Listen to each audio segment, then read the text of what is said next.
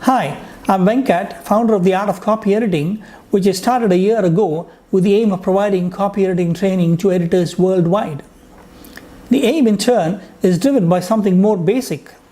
We all know that the great knowledge base that was available earlier in publishing houses has been gradually shrinking over the last 20 years. I would say that I've been a little fortunate because I had one good quality, namely an urge to document almost anything that took me a long time to learn, anything that I struggled with. After about 10 years in the industry, I felt it's time to consolidate all that I've learned. I did start with that exercise, but it's only now, after 23 years in the industry, that I've reached the point of sharing my experiences with a global audience. The video that follows will outline about 25 courses that I plan to provide through the Art of Copyediting. That video was actually part of a live webinar that we had sometime in April 2018. I hope the video provides sufficient insights for you to get interested in taking the Art of Copyediting courses and the stimulus to keep you motivated to become a professional editor one day. Feel free to write to me if you have any questions. For convenience, we divide copy editing into two components. One is markup and the other is language editing. A markup is an old name. When we used to do hard copy editing those days, we used to call it as marking up the manuscript. And I've retained that name here simply because even in the digital world of today, we use XML, HTML, and the like, which is hypertext markup language, extensible markup language. It's still markup language, so it's basically markup that we're still talking about. So that's the reason why I've retained the word markup there. And the splitting this division of copy editing into two components is basically for convenience. One is basically related to mechanical things, something related to formatting and the like, but I know that not everybody looks at this division the same way. I know that so many people who look at spelling, hyphenation, etc. is also part of the mechanical things. I do not include it here. When I say formatting and stylistic things, what I mean is basically everything related to things that you can do without much of a thinking, and not something related to language. So that's why we have kept languages separate. Now, markup in turn, we divided into three things. Basically, most of the work that I've done, a huge chunk of it is basically related to scientific, academic, scholarly work.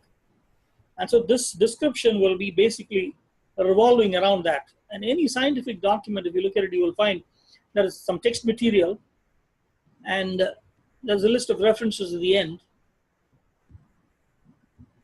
In the text material, you will find so many statements made, and each statement made there in the text is supported by some work done in the past by some citer, some investigator.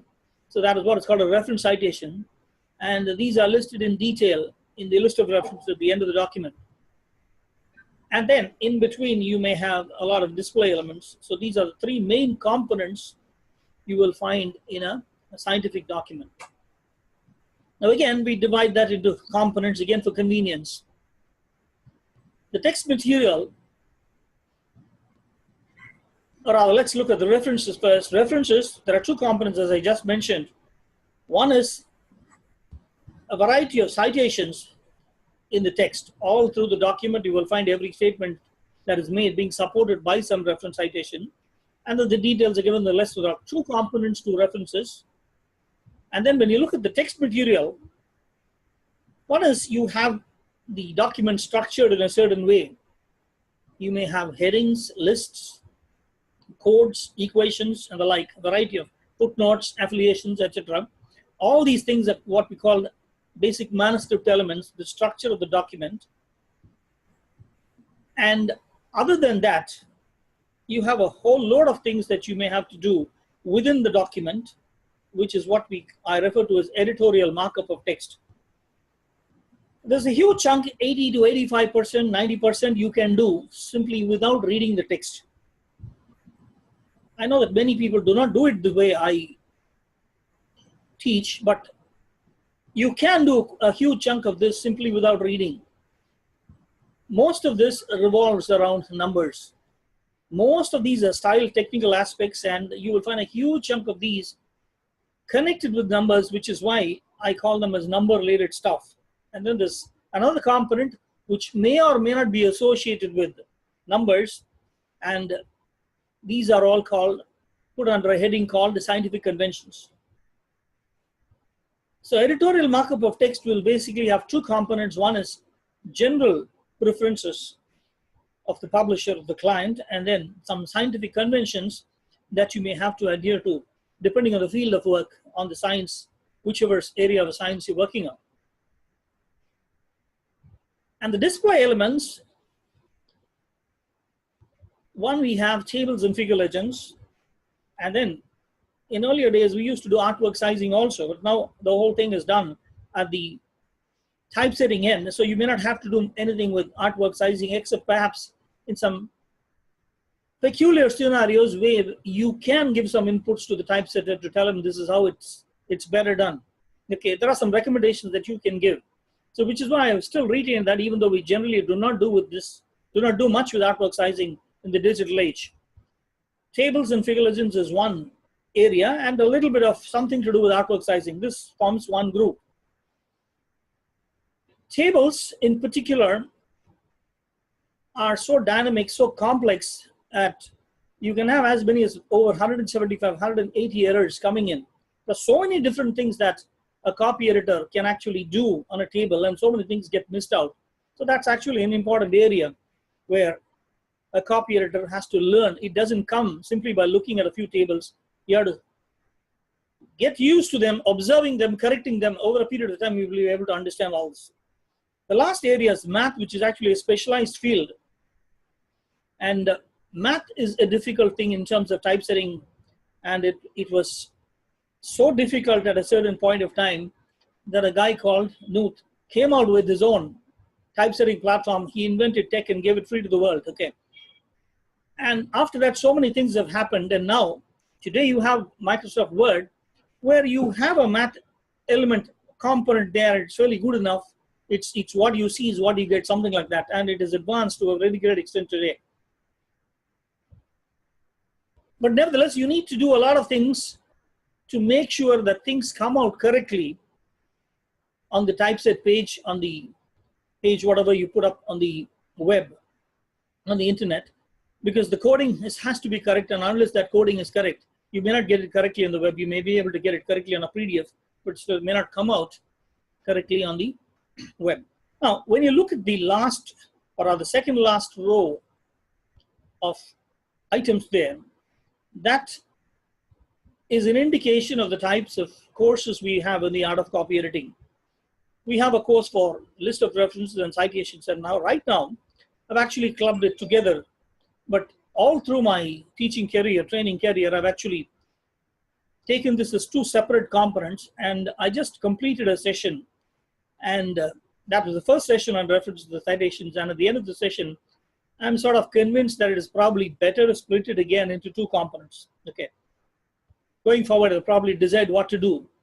But a list of references, there are many, many things to learn.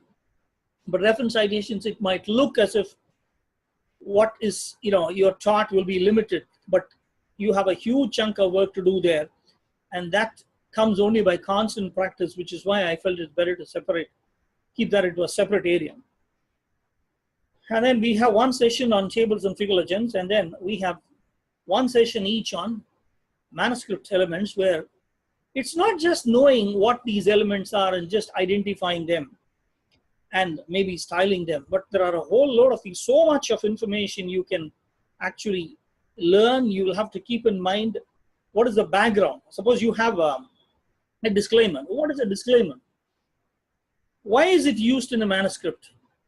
I'm just giving you an offhand example. A disclaimer is used because sometimes there might be an application-oriented manuscript. Okay, so it deals with some kind of application. This guy might be working in a pharmaceutical concern, and this might be a product that is brought out by that company.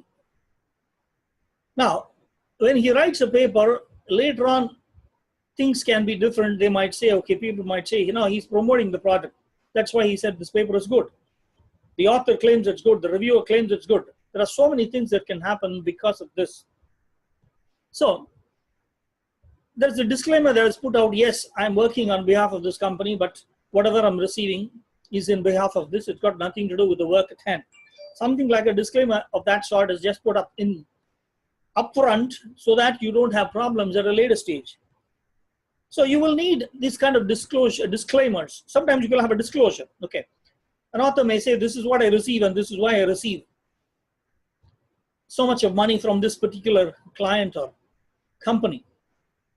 Now, suppose you have a basic manuscript where it talks about the way an enzyme functions in the body, in a certain animal. Okay, all these are basic things related to science, and you do not need a disclosure or disclaimer here. But now you will find a paper where an author would have said so many things, we have nothing to disclose, or this is what I'm receiving, etc., etc. But all this is absolutely not necessary in a paper that deals with basic science. So you need to know when to include this kind of information and when to completely avoid it. And if you avoid it, you have to again let the author know that this is what you've done and this is the reason. So like this, there are umpteen things. What are the footnotes you can have and what is the order of footnotes? So often this is not mentioned in style guides. And you will find a few examples, but you will find a variety of information there, variety of footnotes. What are these footnotes and what do they relate to? Why should they be in a certain order? All these things will be discussed in this course. So this last area, second last set of items will tell you the kind of courses we have there, and the editorial markup of the text will basically deal with both these points. Now this is in brief an indication of what is covered under markup. I'm just giving you a breakup of copy editing so that you understand the components that are involved in this complex process. Now let's look at language editing. This is basically an analytical decision-making task. Okay, and we divide this into three components, again for convenience of learning. The first has got to do with basic principles of writing and editing. And that again is divided into two components, fundamentals of writing and editing. There are some 12 points.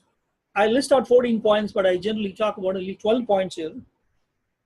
And these 12 points will form the basis for everything related to language editing, which means I include this, I include this, I include this. All these things, the base for this will be the 12 points that I'll be talking about here.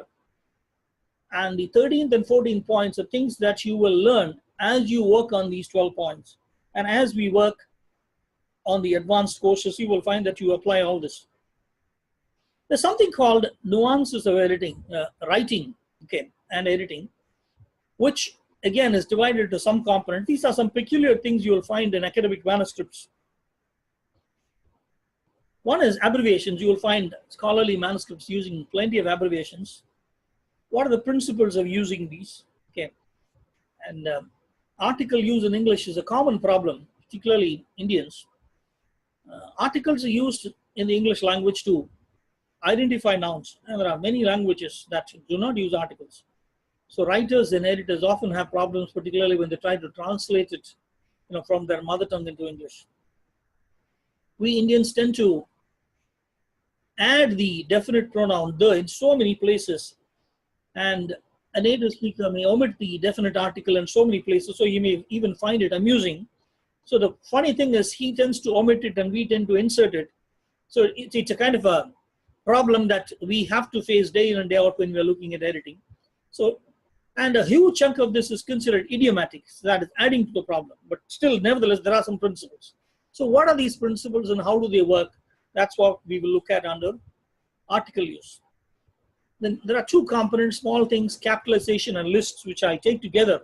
Principles of capitalization and principles of handling lists. Capitalization is if you understand that you capitalize something simply because it's a name, then you understood capitalization. And if you understand that, you probably do not need anything, no need to know anything about capitalization. That single definition is enough. But people find it difficult to understand that single definition. So we have loads and loads of guidelines and principles as to what should be capitalized, when it should be capitalized, etc., etc. And then lists. Again, principles are simple, but you will have different types of lists in books and how to handle each of these and what are the basic things there to keep in mind when you're handling a list within a book. So some of the things will be discussed there. And another area that is a kind of a miscellaneous set. When do you use italic? When do you use boldface? When do you use quotation marks? Sometimes what we would like to keep it in italics is kept it in quotation marks and vice versa.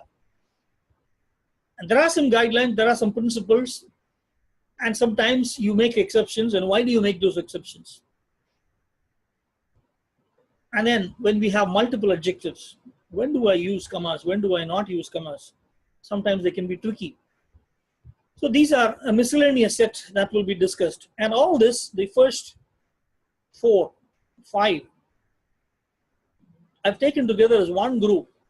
And then the last one, hyphenation and end dash, I've taken it as a separate group simply because it is complex in its own way. Hyphenation can be tricky, can be confusing, and it can be frustrating. And there are even funny comments there. If you take the hyphen seriously, you will definitely go mad. There are comments like that, okay? Because each manual says something different, and then you see something, you read something, you feel this makes a lot of sense, and then you try to do the same thing with some other manuscript. Either the author comes up with something or another style manual that you have to follow for that tells you something else. And these are the things that actually complicate it. So there are some definite principles behind hyphenation. You can still have preferences. What are the preferences and why those preferences are there?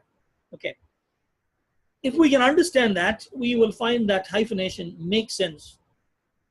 And added to that is end dash. Again, there is so much of variety there in those preferences that if for example, if somebody looks at AMA and starts working on AMA, they may probably never understand what is an end dash, except maybe to understand that it's used between ranges. I think even AMA doesn't use that even in number ranges. Okay, so you may end up thinking of the end dash as something else. But if you understand it the way AMA says, you may have a problem because at the end you will not understand what is hyphen, what is an end dash. There are distinct, each one has got distinctive uses. Okay, and unless you look at it, what is its basic primary purpose? How is this introduced in publishing and how it is used and how some preferences come about and how these things have changed and probably complicated the scenario. These are things that we will learn under this course. And at the end of this, you will have a table that you probably may not find in any manual because it's a comparison of all the manuals, of all the principles in hyphenation. So if at all, nowadays what do? You just have the hyphenation table in Chicago. You have a problem, you simply open the table, see where it fits in and then apply something. But you may not have to follow Chicago for that. It may be something else. Then when you do that, you get into trouble. So here we have a table depending on what manual you're supposed to follow. So there are 7, 8 manuals that I've classified. And what is the preference for that manual? You will be able to take a decision, again, depending on some components, some categorizations that you will have. And the same thing for end dash. So this covers a huge chunk that I call nuances of editing. And all these are fundamental things, basic things that will go into any type of scholarly editing that you will have to do, take care of. Now the next is achieving a semblance of international standards. So whatever we talked about here in these basic principles, they are just the base, okay? Just the fundamentals that we are talking about. You will have to attend to all this, but when you're talking of a standard, an international standard, you have to go a little above. So here you have 2 things. One is we are assuming that we have done with markup, we have finished this, and we have learned the fundamentals. So then there are 2 other components here.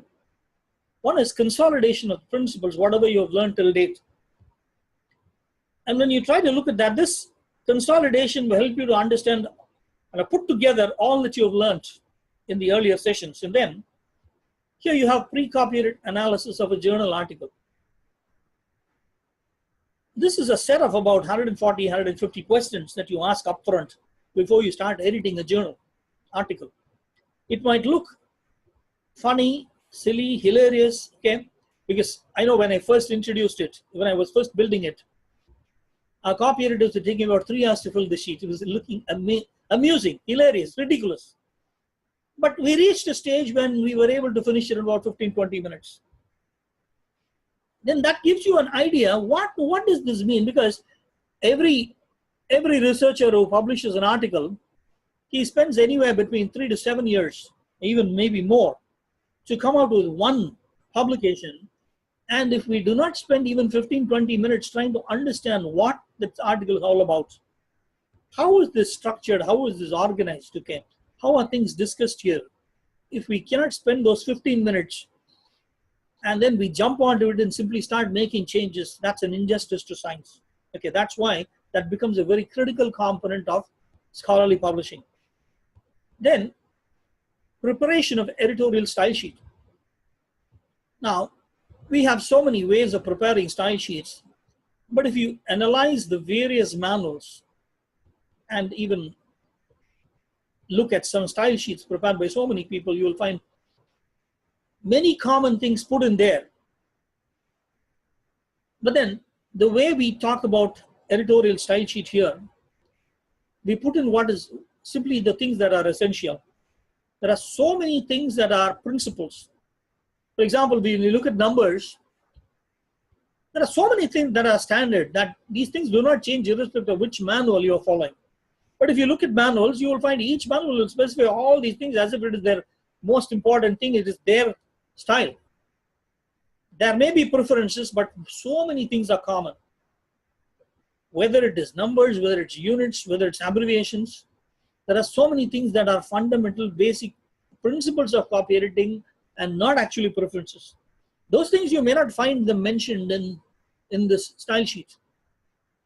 Because a style sheet is a document for the particular project. What is necessary for the project? What is unique to the project? These things alone will be mentioned there.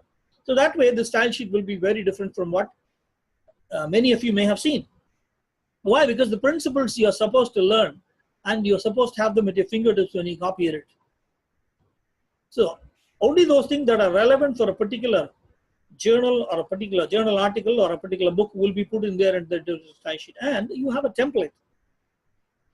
What do we mean by a template? Again, just compare it with a style guide that you may get, maybe 100-page guide, a 200-page guide, or a style manual, maybe 800, 900-page book. When you look at something like that, you keep on searching. It is here, it is there, it is there. Some components you will find here, some components you will find elsewhere. For example, I remember when we first prepared some style sheets at the initial stages, we were working for American Institute of Aeronautics and Astronautics. They had a style guide, a fantastic style guide. A wonderful style guide, I would say. But suppose I wanted to look at tables, I wanted to know what I have to do with tables, I'll find that this is discussed in 15 places in the style guide. They will tell me when I should use italic, okay, how units are to be treated. And all those things given at different places. But when I look at a style sheet here, when I find something under tables, everything connected to the table will be there at one place. You will not find it given in 10 different places. So anything you want to see in a style sheet, you will find it in one place. You will know where to look and you will find that information there. And you will know where to log that information, because no matter how complex your book is, how simple it is, if you want to know about something, how this is done, what is the preference, you will go and look at it at a particular place in the style sheet and you will find the answer. So that is how this editorial style sheets are designed. And then principles of book editing. A book is something much, much larger than a journal article, and many of us do not have that good fortune of going through journal editing for a couple of years in our life and then moving on to book editing. Many of us are simply pushed into book editing at the early stages of a career and we are simply lost. That's what generally happens to many copy editors, and they just do something mechanically because we find it very, very difficult to comprehend something as big as 800 pages, 1,000 pages, 2,000 pages. You have to edit a book continuously for 6 months. You lose track. You start doing this as, each chapter is like an individual article. I've seen so many copy editors struggle with books. Okay, so how do you understand book? Book is as an entity. It's like a monster. And imagine a guy who is writing a book. How many years you would have spent trying to write that kind of a book? And if you're not doing justice to that, it's something very sad. But this is what keeps happening.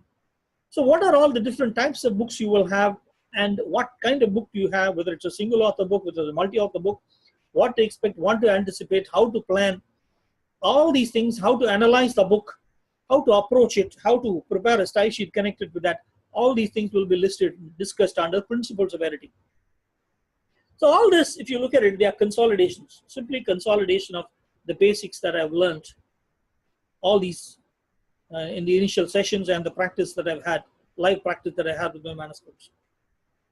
Now we come to the language part of the intermediate course, and here we call it the mastering the basics, the 14 principles that we learned. Okay, how do we take that forward? The first thing is mastering sentence patterns. Now, a very fundamental concept of written English is punctuation, particularly the use of commas. And there are so many different types of sentences and so many simple patterns that you can observe. And those things are discussed here. And if you look at manuals, books, look at something on the net, you will find 5 uses of the comma, 10 uses of the comma, 15 uses of the comma. But you will find that in the basic course that we talk about, there's only one use of the comma, restrictive, non-restrictive elements, that's all. There's nothing else there. You may find something on serial commas, something on when to use a comma after introductory elements, that's all. But those are very specific principles. But other than that, there's only one rule for the use of the comma. And everything that you can see under that, all the different uses, you can probably get covered under the single rule. So if I keep that principle in mind, and then look at simple sentences, compound sentences, complex sentences, I'll find variety of patterns that come up. Okay. So what an editor has to do is he has to know how to skim read something. I just have to look at a paragraph quickly. I have to look at a paragraph, set of paragraphs quickly, a section. Know what is the gist of it before I start editing it line by line. So I must know what is the subject, what is the action. I must know how to read this fast. And the guidelines, the posts there are basically the types of sentences that you'll encounter and the punctuation marks that you'll find there. So there are 2 sets here, sentence patterns 1 and sentence patterns 2, that I talk about. One talks about the number of subjects and the number of actions in a sentence, and the other talks about restrictive elements and parenthetic elements. So you will find about 32 patterns for the first one, number of subjects and number of associated actions.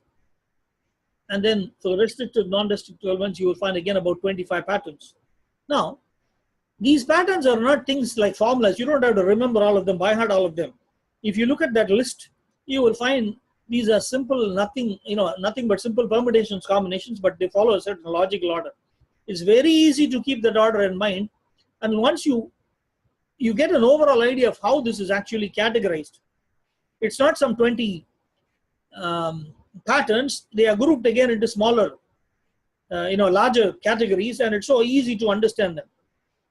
And one look at that, if you understand those patterns and then you read a sentence, immediately you'll connect to the pattern. You'll know what is actually stated, what is the subject, what is the action, what are the main thing I have to understand, then go to the next sentence. Go to skim read fast. Okay. The next is go deeper into the rules. Master every rule that you've been taught. Mastering the rules, the catchwords context approach. There are many rules that, all these rules are just like one single statement, that's all. It's like a terse sutra. There's a whole load of information there. And then when we look at the fundamental course, the first course, basic course, we will deal with these rules, these principles in detail. All the subcomponents there will be discussed in detail, but even then, we'll find it difficult to understand, apply them on a daily basis. So we come up with what I've called catchwords. Catchwords, it's simply a term that I came up on my own. You simply catch hold of these words and examine them, analyze them, apply the rule there. These are all words applicable to a particular rule. So you catch hold of every single word, I'll give you a list of words there. I'll give that list even in the basic course. But here what we do is take those words, discuss, look at sentences having those words, and understand them, see what happens when I say add a comma or I omit the comma, what happens actually. And so many copy editors talk about restrictive, non-restrictive elements. I can guarantee 95% of them do not understand what it is. 95%, maybe even more. Because that the whole thing revolves around how do I understand a sentence? How do I read a sentence? Everyone talks of parenthetical elements. But unless you know what is a defining element, you will never be able to understand what is a parenthetical element. And nobody talks much about defining elements. And even in the basic course, I talk much about parenthetical elements. I talk about defining elements, but that will be always valid with parenthetical elements, because you will find it difficult if you straight away go into parenthetical elements, restrictive clauses or defining elements. So here we talk about this in detail, and what do we mean when we talk about a restrictive element? So you'll have so many different patterns, and all these patterns are connected with all these different words. And every time the meaning will change. What if it is used in a restrictive sense? What if it is used in a non-restrictive sense? And how the entire meaning can change. So we will look at all this. Then we'll look at, say, suppose you look at a semicolon, you look at a colon. Or even when you look at parenthetical elements, it immediately raises a question. When do I use two commas? When do I use a set of parentheses? And when I talk about a dash, when do I use a set of dashes? So when do I use a set of commas? When do I use a set of parentheses? When do you use a set of dashes? What are the relative merits of these? Okay, how is it used in my sentence? How do I compare and contrast? What is the best method? What is the best thing to do here? And what is a semicolon? What is a colon? How do these compare and contrast? What is the most efficient way to use a colon? A colon is used here, it may be right, but can the sentence be constructed in a better way so that the use of the colon is effective? It stands out. I have a series of elements. I have serial commas. I have serial semicolons. And sometimes it might be difficult to comprehend a sentence even with serial semicolons. I may have to use a list. When do I use a list? Can I use a list and use commas? Can I use a list and still use semicolons? Or can I do away with that list and have semicolons? So these are the complications there. So each and every rule is taken to a different level altogether, analyzed so thoroughly that you get the principles right, that you will be able to look at any sentence and then understand clearly this is what is meant and this is the problem here. And when you look at the broader structure of the sentence, the patterns, and then when you go into the details of the rules, after that what will be left is basically problems connected with word usage or expressions. So that is the last set here that you have, basically word usage, introduction to principles of word usage. There are so many things. Other than there are so many words that are used that are not connected to any of these rules. So we'll give you a small list of these words and then discuss it, and then you will find that this gives you the beginning of the real fun. One is the fun part of language, the other is the difficulty. I live here while my sister lives there. What does it mean? I live here while somebody lives there. While means I slipped while I came down the stairs. It means just when I was coming down the stairs. So does it mean when I live here, my sister lives there? And if I'm not living here, my sister doesn't live there? So suppose I say I live here although my sister lives there. It means, okay, she can also come and live here, but she's living there. Is that what is meant? So you'll have problems like while, whereas, although, constantly they are interrelated, and you can have so much of fun with these words. You use one word casually and it will mean something else. So like these, there are a whole load of words there that can be misused, and so often people use this without knowing what it means. So we'll discuss that. That will give you the, basically lay down the foundation to watch out for things like this. Then it's up to you. This is where you will grow as the years move on and you go on working as an editor. You will find so many different words that you will learn. So this lays the foundation for word usage and expressions in the English language. Now after that, we move on to the next stage where we achieve proficiency. There are two things that we have to look at.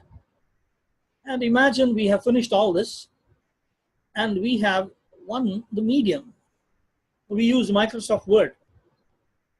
And if you're alert enough, you'll probably start using Excel also, because Excel is also a very powerful aid.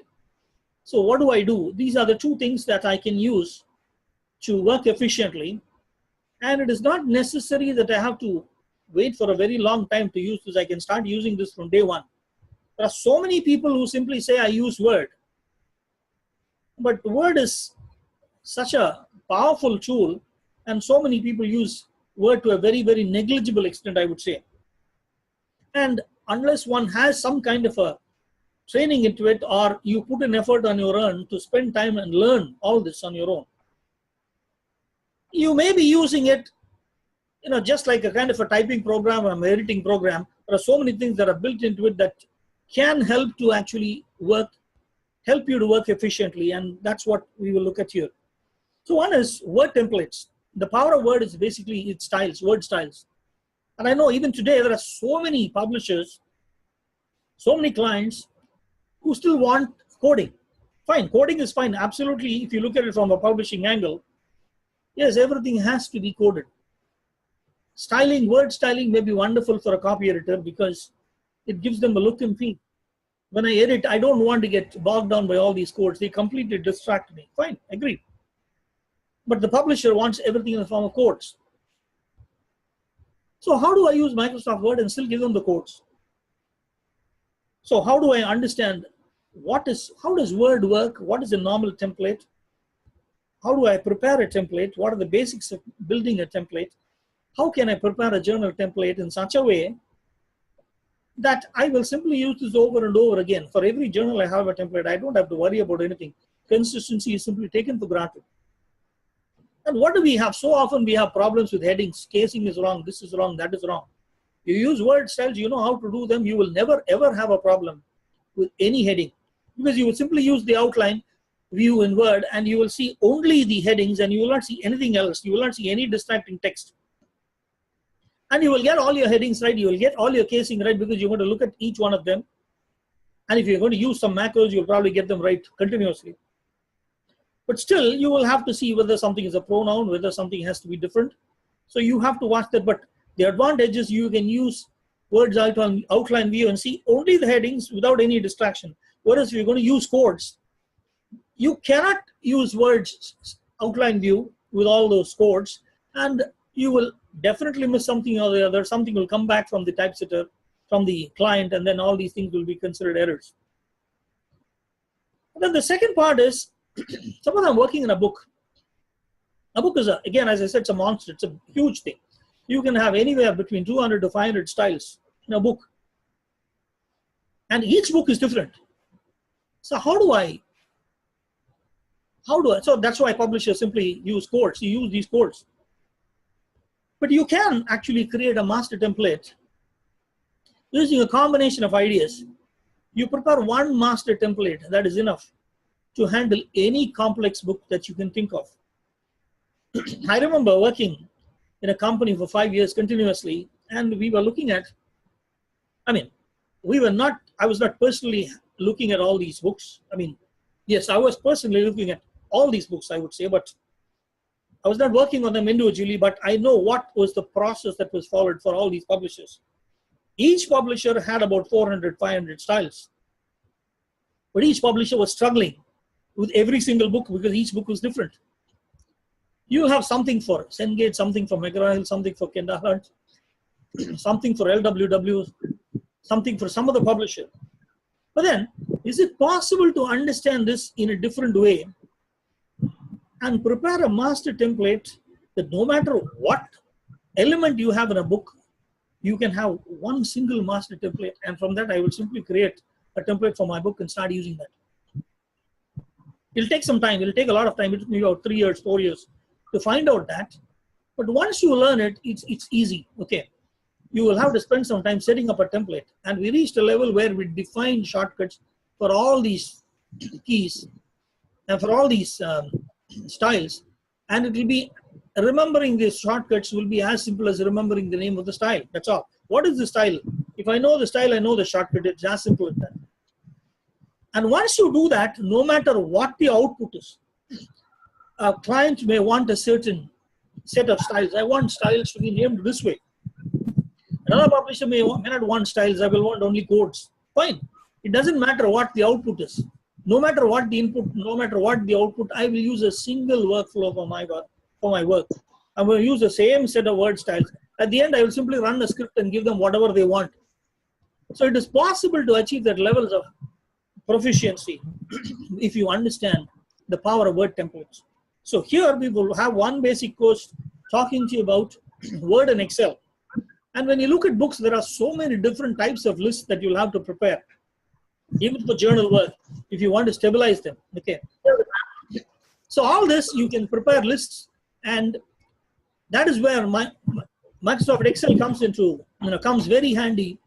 And there are so many different types of filtration and customization and sorting that you will do, grouping and separating, splitting for all this. And sometimes if you want to analyze data, you can use pivot tables. So some basics of Microsoft Word and Excel will be taken in the first course, and then another course we will talk about preparing a master template for a book. And then the next stage is you talk about macros. How do I use macros? You don't really have to become an expert. I'm not a programmer at all. I learned trying to use some macros, existing macros. I learned how to use them. And then you have so many people who have given out nobody has given out a book of macros. But still you try to run them, you will find that they do not run. There are so many reasons for that. How do I understand what are macros? How do I make them run? And what are the macros that will be useful for me in common day-to-day work? How do I use them? And then how do I use wildcards to make my work efficient? On the spot, I can create wildcards. Edit Tools has got a fantastic mechanism whereby you can test your wildcards and then store it there. Number one, you can give it a name, you can give it a description, you can store it, and then you can run these wildcards in whatever sequence you want, and you can change the sequence every time you want. And then if you create a sequence, you can call that by another name. So that's a fantastic thing that he has built. Okay. So how do you get to know some of these basic things that I can use? The medium, I master the medium so that I do my work efficiently. That is this part of the course. And then the last is, again, language part related to achieving proficiency related to language. There we call it professional editing.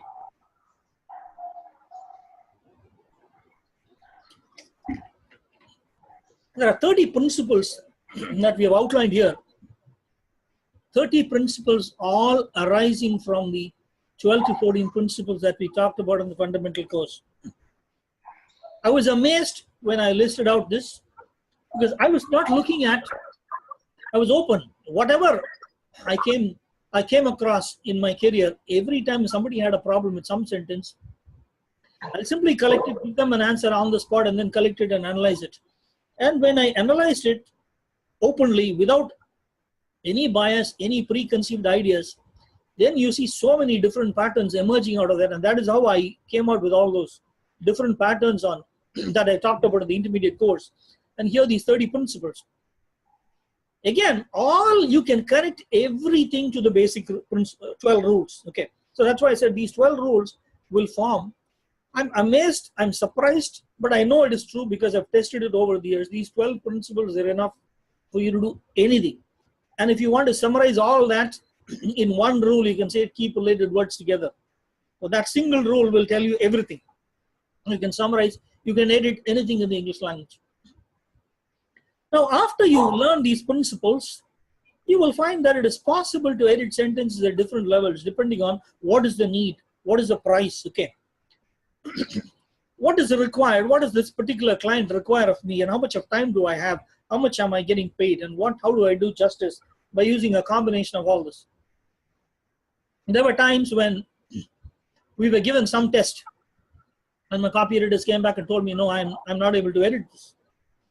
So, but then you take it to your boss, and then your boss tells you, no, you have to do 2 samples, 3 samples. There are times when I've edited all of them together, the same article or whatever chapter, you edit it for all 3 of them. So how do you edit? One, you take it up, do it exhaustively, thoroughly. Then the next one you do it in a different way, and the next one you do it in a different way. And when you do that, look at all that, you will know that there are different levels of editing that you know what you're doing, and you know why you're doing that. So that is what is actually a brief course, but once you learn this, you'll find that it's easy to understand this. Then the last area is editing medical manuscripts, because that's a different thing altogether. You will find people mixing up so many different things. You will find writers mixing up,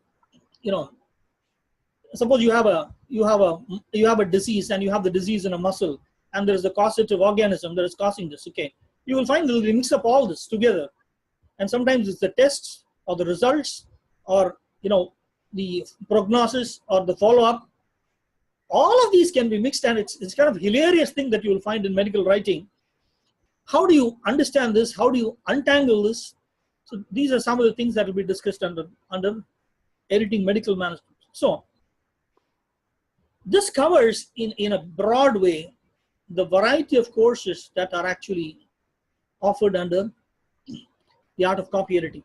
Now, this is to give you an idea, not about these courses, but basically how do you understand copy editing? How do you look at it? This field is very complex. It's not as simple as we think, as we want it to be. So let's look at copy editing as a profession. It requires a very long learning curve. You need to have some real courage to take up this course, this profession seriously. General editing can be taught to graduates. It's not difficult, but scholarly academic editing will require at least a postgraduate level of education. Suppose when you recruit people over the years, if you take people, there's somebody there who has gone to college, and somebody there who has done the same postgraduate thing, using a corresponding long distance system of education or something, you'll find a difference. You will find that somehow this person's ability to interact may be limited, the confidence level may be limited, to read something, grasp something efficiently. All these things you will find a difference. A certain level of exposure to academics is necessary before somebody can take up scholarly editing. Then, the subject editing cannot be learned the way we learn subjects of physics, chemistry, economics, and computer science. What is it? We learn this over and over again. You read it, you'll understand. That's how we learn many of these subjects. When we ask students first revision, second revision, third revision, they'll tell you, read it so many times, you will understand something, definitely. And it cannot be learned the way we learn skills like carpentry, surgery, and gardening. I've actually listed a variety of things just to make you think what this is. Even surgery, I do it a few times. There's so much of theory I learned. I know the anatomy, okay. I know it very well. I practice it a few times. At some point, because I know the theoretical background behind this, and I know what I'm doing, and I know how it is like. I practice it a few times, we'll be able to do it. Now, it's not even like that. We cannot learn this art by learning some theory and doing it 5-10 times. It cannot be done that way. A prolonged period of training and mentoring is necessary. We cannot learn this art by doing 50 manuscripts simply because 500 such things will have to be learned in all those 50 manuscripts, and each time it will be different. So that's why it requires a longer learning curve. Your problem is not the manuscript, it's actually how I understand something. How do I comprehend something? How do I understand a sentence? So the problem is more with understanding my own thinking process. And till I get a clue about it, till I understand how I think, I will not be able to do justice to this profession. There are certain things, basics of language, basics of the subject, all these are important. But still, when your thought process is right, your sentence will fall into place.